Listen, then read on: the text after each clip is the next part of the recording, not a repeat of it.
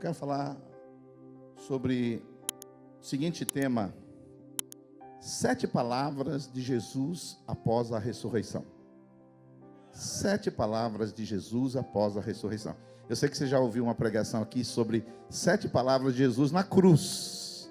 Hoje é diferente. É 7 palavras de Jesus após a sua ressurreição. É uma palavra de encorajamento, de fortalecimento. João capítulo 20 diz assim: no primeiro dia da semana. Qual que é o primeiro dia da semana, irmãos? Domingo. Bem cedo, estando ainda escuro, Maria Madalena chegou ao sepulcro e viu que a pedra da entrada tinha sido removida. Então correu ao encontro de Simão Pedro e de outro discípulo, que é João, aquele a quem Jesus amava, e disse: tiraram o Senhor do sepulcro e não sabemos onde o colocaram. Pedro e o outro discípulo saíram e foram para o sepulcro. Os dois corriam, mas o outro discípulo foi mais rápido que Pedro e chegou primeiro no sepulcro. Ele se curvou e olhou para dentro, viu as faixas de linho ali, mas não entrou. A seguir, Simão Pedro, que vinha atrás dele, chegou, entrou no sepulcro e viu as faixas de linho, bem como o lenço que estivera sobre a cabeça de Jesus. Ele estava dobrado à parte, separado das faixas de linho. Depois, o outro discípulo que chegara primeiro ao sepulcro também entrou. Ele viu e creu. Ele ainda não havia compreendido que, conforme a Escritura, era necessário que Jesus ressuscitasse dos mortos. Os discípulos voltaram para casa. Maria, porém, ficou à entrada do sepulcro, chorando. Enquanto chorava, curvou-se para olhar dentro do sepulcro e viu 2 anjos vestidos de branco, sentado onde estivera o corpo de Jesus, um à cabeceira e o outro aos pés. Eles lhe perguntaram: mulher, por que você está chorando? Levaram embora o meu Senhor, respondeu ela, e não sei de onde puseram. Nisso ela se voltou e viu Jesus ali em pé, mas não o reconheceu. Disse ele: mulher, por que está chorando? Quem você está procurando? Pensando que fosse um jardineiro. Ela disse: se o Senhor o levou embora, diga-me onde o colocou e eu o levarei. Jesus lhe disse: Maria. Então, voltando-se para ele, Maria exclamou em aramaico, Rabone, que significa mestre. Jesus disse: não me segure, pois ainda não voltei para o Pai. Vá, porém, a meus irmãos e diga-lhes: estou voltando para o meu Pai e Pai de vocês, para o meu Deus e Deus de vocês. Maria Madalena foi e anunciou aos discípulos: eu vi o Senhor, e contou o que ele lhe dissera. Ao cair da tarde daquele primeiro dia da semana, estando os discípulos reunidos, as portas trancadas por medo dos judeus, Jesus entrou, pôs-se no meio deles e disse: paz seja com vocês. Aleluia. Tendo dito isso, mostrou-lhe as mãos e o lado. Os discípulos alegraram-se quando viram o Senhor. Novamente Jesus disse: paz seja com vocês. Assim como o Pai me enviou, eu os envio. Diga glória a Deus. Nós vamos falar então sobre 7 palavras que Jesus disse após ressuscitar. 7 palavras que Jesus disse após ressuscitar. Vocês conhecem bem. Jesus morreu, ressuscitou ao 3º dia, mas Jesus não foi logo para o céu. Jesus morreu, ressuscitou, e ele ainda ficou 40 dias aqui na terra. Isso está lá em Atos 1:3. Se você ler comigo Atos 1:3, diz assim: depois do seu sofrimento, Jesus apresentou-se a eles e deu-lhes muitas provas indiscutíveis de que estava vivo. Apareceu-lhe por um período de 40 dias, falando-lhes acerca do reino de Deus. Então, vocês entenderam? Jesus morreu, ressuscitou, mas antes de ir para o Pai, ele ficou nessa terra um período, um ciclo completo, segundo a Bíblia, 40 dias. E é interessante que muitas pessoas ficam perguntando: pastor, Jesus morreu, ressuscitou, não foi para o Pai, ele ficou ainda 40 dias. E o que ele ficou fazendo nesses 40 dias? O que Jesus ficou aqui na terra fazendo os 40 dias? Jesus fez muitas coisas. Jesus, primeiro ele apareceu para os discípulos para provar aquilo que ele tinha dito. Jesus, ele consolou, por exemplo, lá os discípulos indo em caminhos de Emaús, que estavam inconsoláveis, eles foram consolados. Jesus, nesses 40 dias, fortaleceu a fé. Jesus foi preparando os discípulos para a missão. E nesses 40 dias, Jesus, ele falou muitas coisas. E eu separei 7 que Jesus falou para nos encorajar, para nos edificar, para nos fortalecer. Quantos estão ainda aí? Diga aí um glória a Deus. A primeira palavra que Jesus disse após ressuscitar está em João capítulo 20, verso 17. Maria vai ali, Maria Madalena, ela vê o Senhor e provavelmente ela tentou ali abraçar no Senhor. E o Senhor diz assim: não me segure, pois ainda não voltei para o Pai. Jesus diz assim, olha as primeiras palavras de Jesus: vá, porém, a meus irmãos e diga-lhes: estou voltando para meu Pai e Pai de vocês, para o meu Deus e Deus de vocês. A primeira palavra de consolo que Jesus fala após a sua ressurreição é uma palavra de filiação. Jesus, ele confirma que nós agora, por termos recebido ele, nós somos o quê? Filhos de Deus. E Jesus fala assim, olha no verso 17, vá, porém, a meus irmãos, que é meus irmãos, e diga para eles que eu estou voltando para o Pai, que agora também é Pai de vocês. Eu não sei se você está lembrado, os discípulos foram desleais com Jesus, os discípulos traíram Jesus, os discípulos caíram fora, na hora da coisa que pegou, alguns negaram Jesus, outros traíram. Lá no pé da cruz, talvez você não saiba, só tinha um discípulo, cadê os outros? Sumiram. É como amigos que a gente tem, quando a gente fica mal, eles dão fora. E aí Jesus, esse coração de Jesus que me impressiona muito, que me fascina, porque Jesus ressuscita. Imagine você agora vai encontrar as pessoas que você investiu 3 anos e meio na vida delas, as pessoas que você amou até o fim, mas elas te traíram. Qual seria a primeira palavra que você vai dizer para quem te traiu? Seu desleal, seu safado, seu sem vergonha. Eu amei vocês, e vocês, na hora que eu mais precisava, vocês foram embora. Mas é interessante que Jesus é diferente da gente. Jesus não lembrou nada disso. Na verdade, Jesus disse assim, não me segure, Maria, agora vai lá para os meus irmãos. Jesus chama os discípulos de irmãos, porque agora eles são filhos de Deus. E Jesus também diga assim, olha, eu estou voltando para o Pai, que também é Pai de vocês. Você veja bem, os discípulos tiveram vergonha na hora que a chapa esquentou, de falar que eram irmãos de Jesus. Pedro mesmo, o principal, negou Jesus, e agora Jesus volta, e no lugar de ele exortar os discípulos, ele fala, vai lá, Maria Madalena, e diga agora para os meus irmãos, que agora eu vou para o meu Pai, que é agora Pai de vocês. Diga glória a Deus. Então eu me impressiono com Jesus, porque Jesus não tem nenhuma ferida, Jesus não tem nenhum problema na alma, Jesus não está amargurado, Jesus está tranquilo. Jesus está sossegado e ainda diz, olha, Jesus poderia falar, agora vocês não são mais filhos de Deus, vocês me negaram, vocês não são mais meus irmãos. Não, mas Jesus diz, vai e diga para os meus irmãos. Quer dizer, os discípulos que tinham se envergonhado de dizer que eram irmãos de Jesus, Jesus não tem vergonha de dizer que é irmão deles. Aleluia, aleluia. Isso me lembra da história de José no Egito. Não sei se você se lembra, José do Egito. Os irmãos traíram ele, venderam ele, fizeram ele de escravo.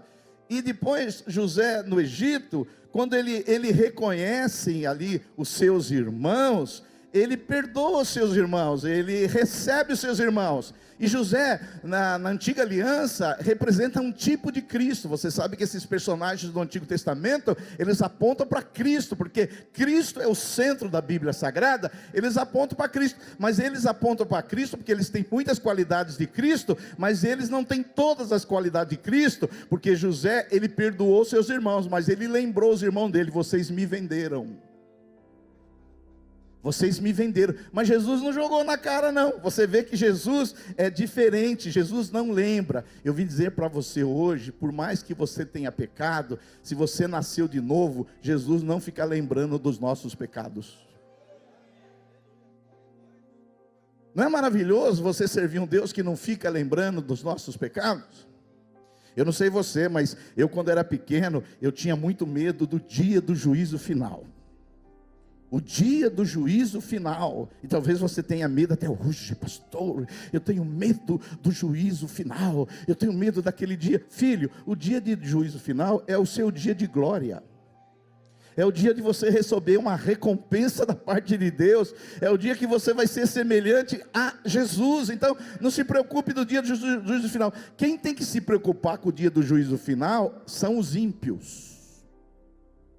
Porque quem nasceu de novo, a Bíblia diz que Jesus fala que não mais nos lembrará dos nossos pecados e nem das nossas iniquidades. Então, no dia do juízo final, os seus pecados não vão ser lembrados, porque eles já foram pagos, eles já foram lavados, eles já foram pagos ali na cruz do Calvário. Então você não deve temer o dia do juízo final, porque todos os seus pecados já foram pagos, e o Senhor diz que não vai lembrar.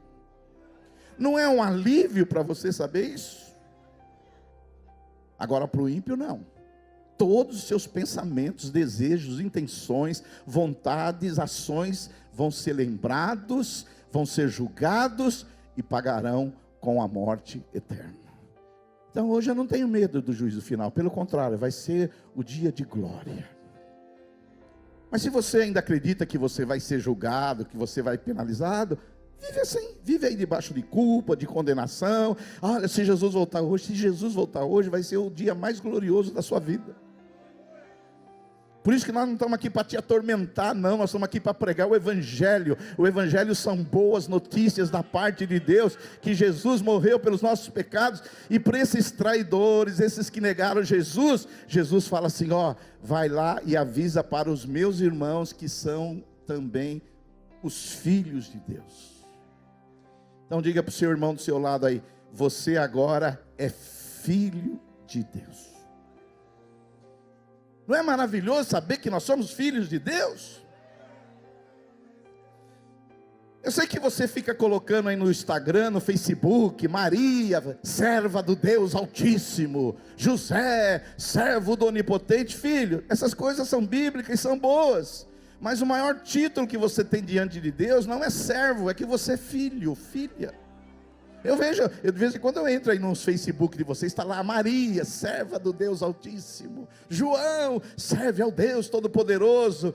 Mas isso não é o melhor. Por quê? Servo, na Bíblia Sagrada, que não está errado, significa escravo.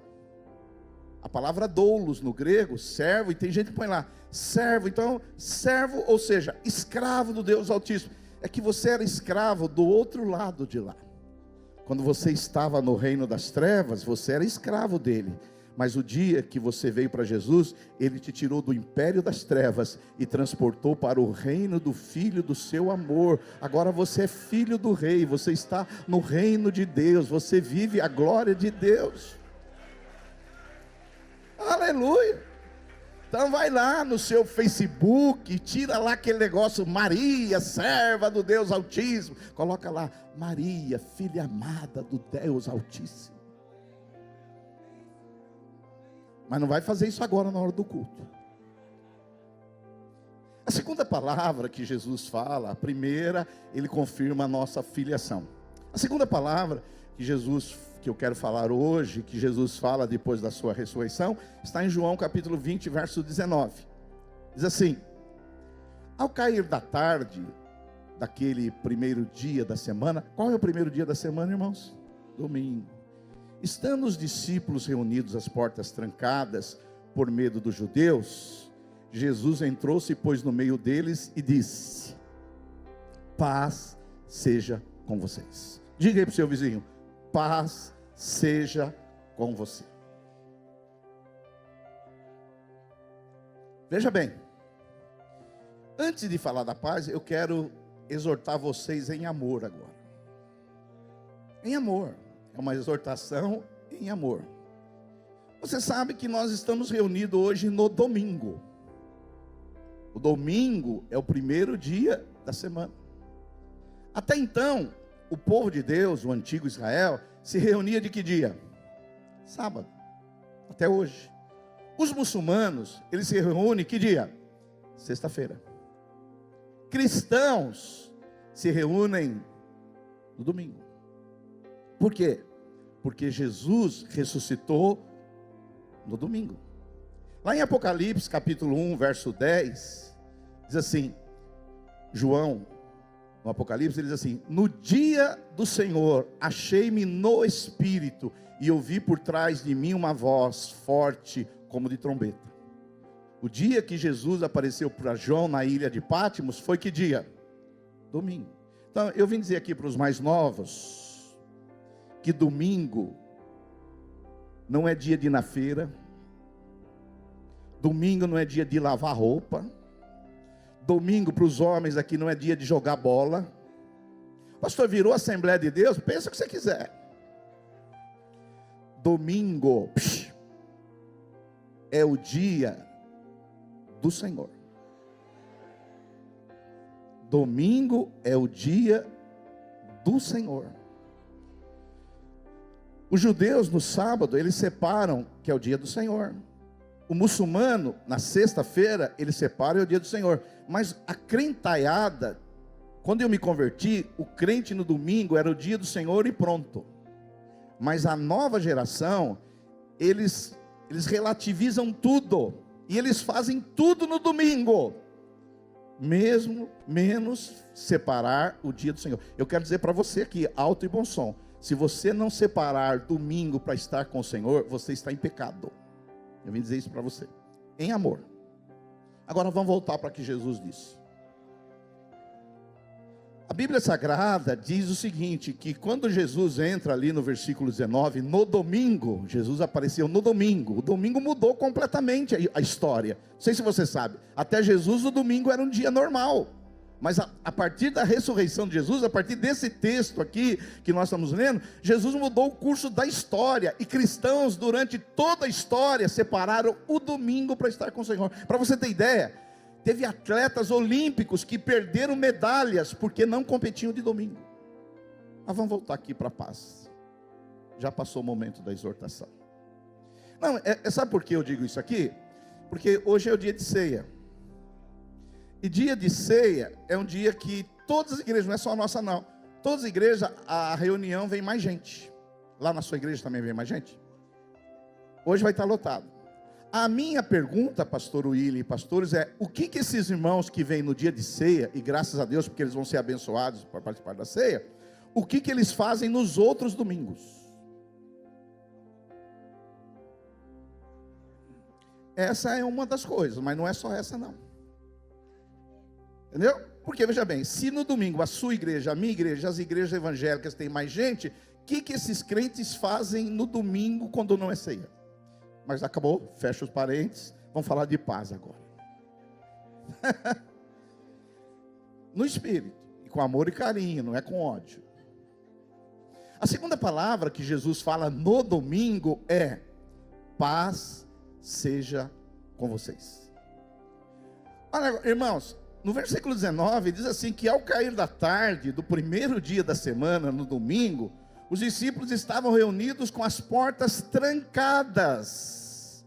Por quê? Porque eles estavam com medo dos judeus. E por que eles estavam com medo dos judeus? Se os judeus, com a sua liderança, eles armaram e condenaram, e por mão do Império Romano mataram Jesus, quem seriam os próximos? Ei, alô, tem alguém aí? Os próximos seriam os discípulos. Eles estavam jurados de morte, eles estavam com os dias contados. Então eles estavam ali dentro de uma casa, trancafiados, portas fechadas ali, com toda a segurança. Para quê? Porque eles seriam os próximos mártires. Eles estavam com medo, estavam com muito medo de morrer. Você sabe que tem medo que é bom na nossa vida. Tem medos que nos ajudam. Por exemplo, eu tenho medo de altura. Provavelmente, dificilmente eu vou morrer de cair de um prédio. Eu tenho medo de altura. Tem alguns de vocês que têm medo de água. Dificilmente você vai morrer afogado. Tem alguns de vocês que têm medo de atravessar a rua. Dificilmente você vai ser atropelado. Tem medos que nos protegem, sim ou não? Sim. Agora tem medos que nos paralisam. E esse era o medo que estava paralisando os discípulos. Por quê? Porque eles tinham que cumprir a missão de Jesus, pregar o evangelho em todo o mundo, mas eles estavam trancados numa casa com medo. E no meio do medo, Jesus vem e diz: paz seja com vocês. Aleluia. Eu vou dizer para você, nesse mundo, muitas vezes nós vamos passar por medos, mas nunca você vai deixar de ter a paz de Jesus, porque a paz dele, ela excede toda a compreensão e todo entendimento. Diga glória a Deus assim. Por exemplo, eu tenho medo da minha mulher. Você tem medo da sua mulher? Não é? Todo homem tem medo de uma mulher. Sábios são os que têm medo, os que têm juízo.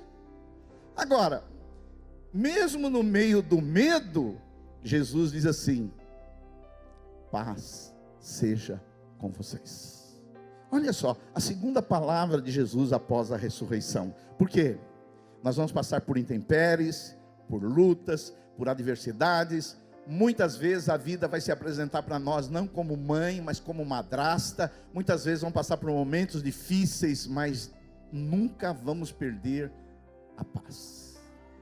Porque a paz que Ele nos dá excede toda a compreensão humana. Por isso que lá em Filipenses está escrito assim: olha, não andem ansiosos por coisa alguma, mas em tudo sejam conhecidas diante de Deus, através da oração, súplicas e ações de graças. E o verso 7 diz assim, ó: e a paz de Deus, que excede todo o entendimento, toda a compreensão, guardará o coração e a mente de vocês em Cristo Jesus nosso Senhor. Digam glória a Deus aí, aleluia.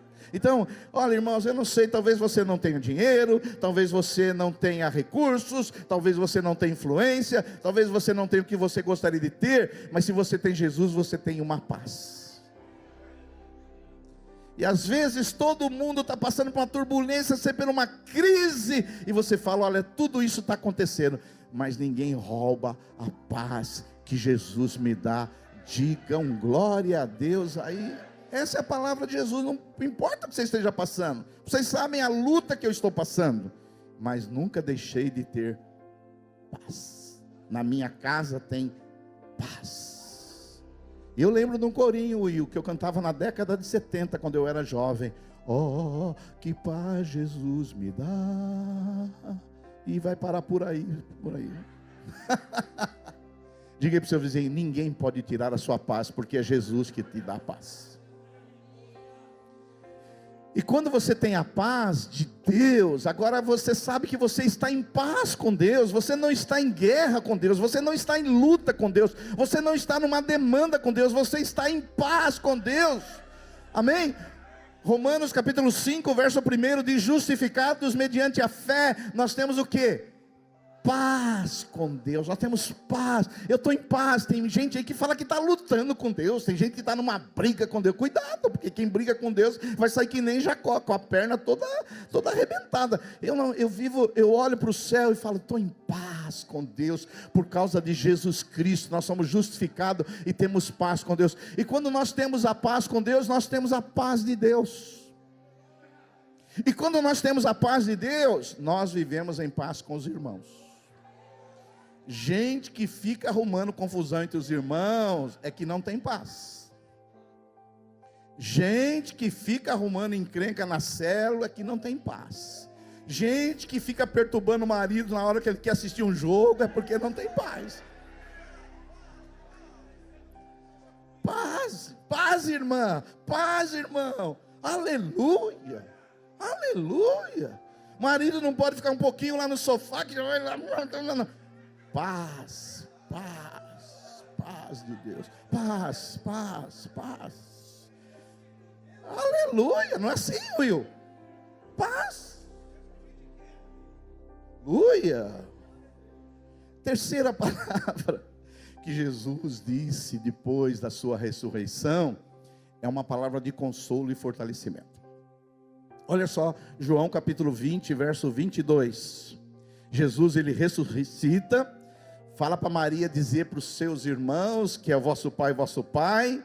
Jesus entra ali naquela casa trancada e diz, paz seja convosco. E de repente Jesus vem e sopra o Espírito sobre os discípulos.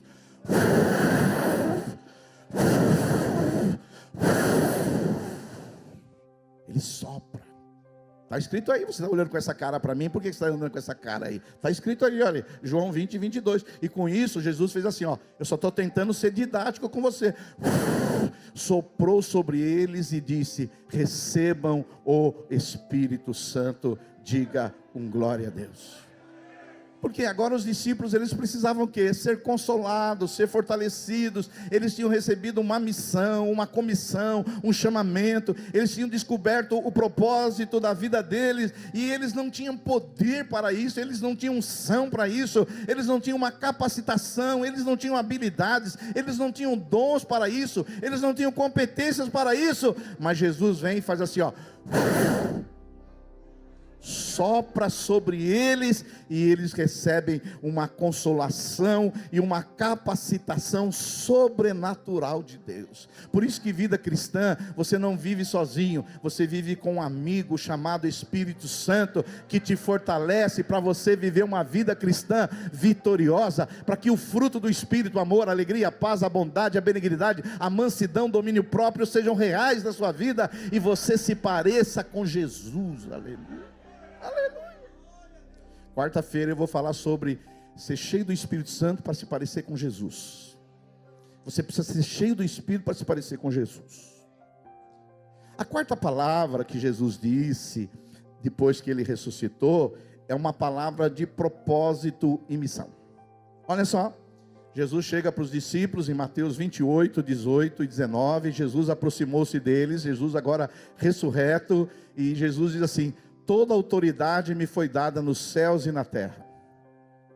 Jesus hoje tem toda autoridade nos céus e na terra. Toda autoridade é de Jesus. Não existe uma guerra espiritual, Deus e o diabo. Jesus tem toda autoridade. Jesus está acima de todo principado, toda autoridade, todo dominador. Jesus está acima de todas as coisas. Toda autoridade foi dada para Ele. E baseado na autoridade que foi dada para Ele, Ele nos dá uma missão. Ele nos dá um propósito. Ele diz assim, igreja, água viva, vão, ide e façam discípulos de todas as nações, batizando-os em nome do Pai, do Filho e do Espírito Santo.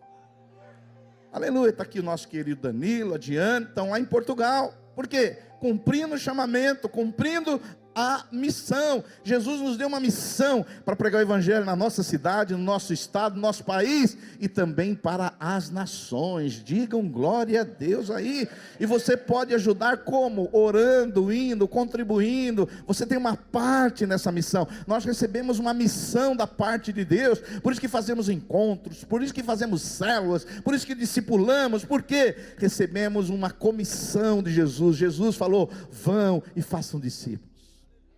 Aleluia. A quinta palavra que Jesus fala após a sua ressurreição é uma palavra de dúvida, é uma exortação à dúvida. Por quê? Jesus ressuscita e ele aparece para os discípulos, mas tinha um que não estava lá. Qual que era o nome dele? Tomé. Tomé não estava. E aí, Tomé diz assim: eu só crerei que Jesus ressuscitou se os meus olhos virem. E lá Jesus, muito paciente, porque se fosse eu já dava uma chibatada na cabeça de Tomé, mas Jesus, que tem um coração muito bom, Jesus vem de novo, Jesus aparece de novo. João 20, 27, Jesus aparece e Jesus diz a Tomé: Tomé, coloque o seu dedo aqui. O seu dedo aqui aonde? Na ferida da cruz. Veja as minhas mãos, estendam a mão e coloque ao meu lado. Pare de duvidar e creia. Não seja incrédulo, mas crente. Bem-aventurados os que não viram e creram. Como eu e você, não vimos Jesus, pelo menos eu não vi, mas nós cremos que Ele é real. Então Jesus, ele dá uma palavra que de exortação à dúvida. Jesus confronta amorosamente a dúvida. Deixa eu falar, nós somos o povo da fé, não o povo da dúvida. Nós somos o povo que acredita, nós somos o povo que crê no milagre. Por isso que em Hebreus capítulo 11, verso 6, a Bíblia Sagrada vai dizer assim: olha, sem fé, dúvida, é impossível agradar a Deus, pois quem dele se aproxima precisa crer que Ele existe e que Ele é recompensador daqueles que o buscam. Diga glória a Deus. O que agrada a Deus é a nossa fé. Quando você crê que Ele vai fazer um milagre, quando você crê que Ele opera na sua vida, quando você vê que dele vem a provisão, a proteção, o cuidado, quando você crê que há um agir invisível dele na sua vida, você não está vendo, mas Ele está agindo na sua vida, você está agradando a Deus, e uma hora a resposta dele vai vir sobre a sua vida, em nome de Jesus Cristo. Digam glória a Deus. A sexta palavra que Jesus diz após a sua ressurreição é uma palavra de cura e restauração. Vocês sabem que dos discípulos teve um deles que disse assim: Jesus, eles podem te negar, mas eu jamais te negarei. Mas você sabe que esse discípulo é Pedro e que ele negou Jesus. Que vergonha. Mas lá em João capítulo 21, a partir do verso 14, esta foi a terceira vez que Jesus apareceu aos seus discípulos, depois que ressuscitou dos mortos. Depois de comerem, Jesus perguntou a Simão Pedro: Simão, filho de João, você me ama mais do que esses? Disse ele: sim, Senhor, tu sabes que eu te amo. Disse-lhe Jesus: cuida dos meus cordeirinhos. Novamente, Jesus disse: Simão, filho de João, você me ama? Ele respondeu: sim, Senhor, tu sabes que eu te amo. Disse Jesus: pastorei as minhas ovelhas. Pela terceira vez, quantas vezes Pedro negou Jesus? 3. Lhe disse: Simão, filho de João, você me ama? Pedro ficou magoado por Jesus lhe ter perguntado pela terceira vez: você me ama? E lhe disse: Senhor, tu sabes todas as coisas e sabes que eu te amo. Disse-lhe Jesus: cuide das minhas ovelhas. Talvez você não saiba, mas quem estuda grego tem um trocadilho nessas palavras. Quando Jesus pergunta para Pedro a primeira vez: Pedro, você me ama? A palavra amor ali é agapau, amor de Deus, o amor incondicional de Deus, amor ágape. Então Jesus pergunta para Pedro: Pedro, você me ama? Com amor agapau, o amor incondicional, o amor de Deus? Aí Pedro responde: sim, Senhor, eu te amo. Mas a palavra que Pedro usa não é agapau. Pedro diz assim: eu te amo com amor filéu, que é o amor de amizade. E aí Jesus pergunta de novo: Pedro, você agapau, você me ama com o amor que Deus te ama? Pedro fala: Senhor, tu sabes que eu te amo, filéu, amor de amizade. Mas na terceira vez que Jesus pergunta, Pedro, você me ama, você tem o amor ágape por mim? Pedro responde: Senhor, tu sabes que eu não consigo te amar com amor ágape. Eu tentei te amar com amor de amizade e falhei. Por isso eu não consigo te amar.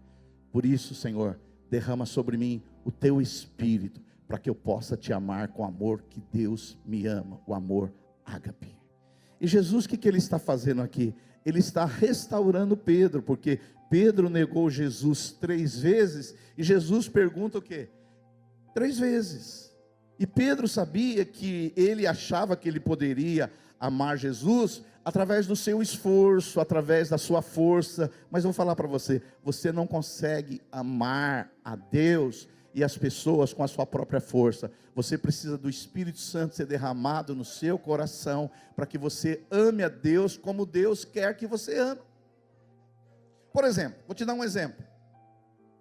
Lá em Efésios capítulo 5, Paulo, o apóstolo, diz que Cristo amou, a palavra ágape, a igreja, que Cristo amou a igreja e se entregou por ela. E Paulo vai dizer assim: maridos, amai, agapau, a sua esposa como Cristo amou a igreja. Então veja bem, olha só nós maridos, olha a nossa situação, maridos. Como que eu vou amar a minha esposa como Cristo amou a igreja? É possível isso humanamente? Não é. Por isso que nós temos que orar todos os dias, para que Romanos 5,5 aconteça em nossas vidas, que diz assim: para que o amor de Deus seja derramado em nós pelo Espírito Santo. É só através do Espírito Santo que coloca esse amor, que a gente consegue amar a nossa esposa, como Cristo amou a igreja. É o que eu tenho pedido. Vocês sabem a luta que eu tenho passado, minha esposa está doente. E a minha oração todo dia: Senhor, que eu possa amar minha esposa como Cristo amou a sua igreja. Agora, eu, Silvio Gale, filho da dona Iraci, não tenho capacidade disso. O senhor sabe, é um elefante que tem que cuidar de uma florzinha. É isso que está com. Essa é a figura, um elefantão cuidar de uma florzinha. Senhor, eu não consigo. Mas pelo teu Espírito Santo, se o Senhor derramar o teu amor ágape no meu coração, eu vou amar essa mulher como Cristo amou a igreja e vou cuidar dela. E com esse amor, você não consegue, além de amar a sua esposa, o seu marido, você vai amar os irmãos, você vai amar os seus amigos. Eu ia chegar aí. Obrigado. Você consegue amar aquela pessoa que você queria que morresse. Pastor, mas aquele que eu queria que morresse é o que Cristo faz. É derramar o amor dele, o ágape, em nosso coração. Porque o seu amor chega até um limite. Até um limite você vai bem. Mas vai chegar um ponto que você não tem mais capacidade. Por isso que Romanos 5,5 diz que o amor de Deus é derramado em nossos corações pelo Espírito Santo. Que essa semana você receba um batismo de amor, para amar as pessoas que estão ao seu redor, em nome de Jesus Cristo. E Pedro foi tão amado, pastor William, que ele foi restaurado por causa desse amor, e depois ele virou um grande pastor de ovelhas, porque só pode ser pastor de ovelhas quem ama o Senhor e ama as ovelhas. Diga um glória a Deus aí, aleluia, aleluia.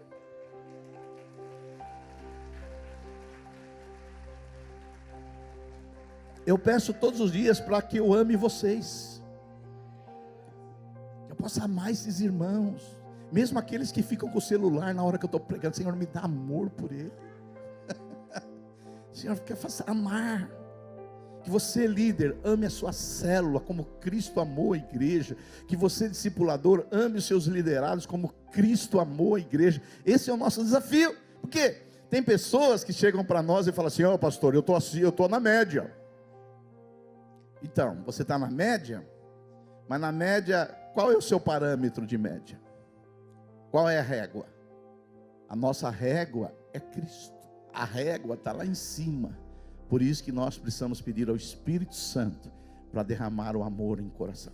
E mulher, você que está pensando em abandonar seu marido, abandona não. É que você está achando que o outro lá é melhor, mas é pior. A grama do vizinho parece mais verde, mas é horrível. Você, marido, que está pensando em alguma coisa, peça, Espírito Santo, que eu possa amar minha família, meus filhos, que eu possa amar as pessoas com o amor de Cristo, e Ele vai te capacitar isso, em nome de Jesus. Diga glória a Deus. E a última palavra, para a gente encerrar, que Jesus fala, que Jesus na verdade falou muito mais do que 7, mas na minha ordem aqui eu coloquei como 7ª, é uma palavra de promessa da sua presença. Olha só, Jesus disse em Mateus 28:20, após a sua ressurreição: eu estarei sempre com vocês, até o fim dos tempos. Tem uma tradução que diz assim: estarei convosco todos os dias, até a consumação dos séculos. Olha, se você nasceu de novo, deixa eu falar para você, você não precisa viver com culpa, com medo. Você não precisa viver achando que você está sozinho nesse mundo. Porque Jesus, quando ressuscitou, Ele disse que eu vou para o meu Pai, que é vosso Pai. Você não está órfão, você tem um Pai. Jesus, na hora da turbulência, que os discípulos estavam trancafiados, com medo, Jesus disse: paz seja com vocês. Jesus disse para Tomé, quando ele não acreditou no momento difícil, Jesus disse assim: bem-aventurados que não viram e creram. Jesus, Ele não nos deixou só, Ele nos enviou o Espírito Santo, para nos capacitar a viver uma vida cristã vitoriosa. Jesus pediu para que a gente apacente as ovelhas, e Jesus disse: eu sempre estarei com você. Maravilha, esse é o Jesus que nós amamos e que nós servimos. Fica de pé no seu lugar, em nome de Jesus. Além e glória a Deus. Nós vamos louvar ao Senhor, e depois nós vamos participar da mesa do Senhor. Ele nos convida